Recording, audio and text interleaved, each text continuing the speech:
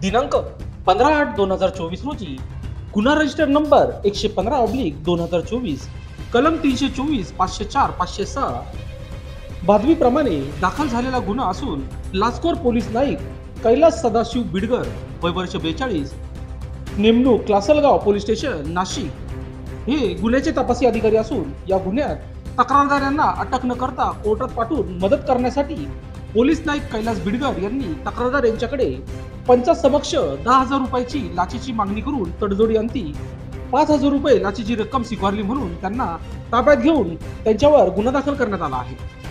या प्रकरणात तक्रारदार हे डोंगरगाव तालुका निफाड येथील राहणारे असून ते शेती व्यवसाय करतात। सदरची कामगिरी शर्मिष्ठा घारगे वावलकर, माधव रेड्डी, नरेंद्र पवार यांच्या मार्गदर्शनानुसार सापळा अधिकारी अनिल बडगुजर, पोलीस हवालदार संदीप वनवे, पोलीस शिपाई संजय ठाकरे, चालक पोलीस नाईक परशुराम जाधव यांनी ही कामगिरी यशस्वीरित्या पार पाडली आहे।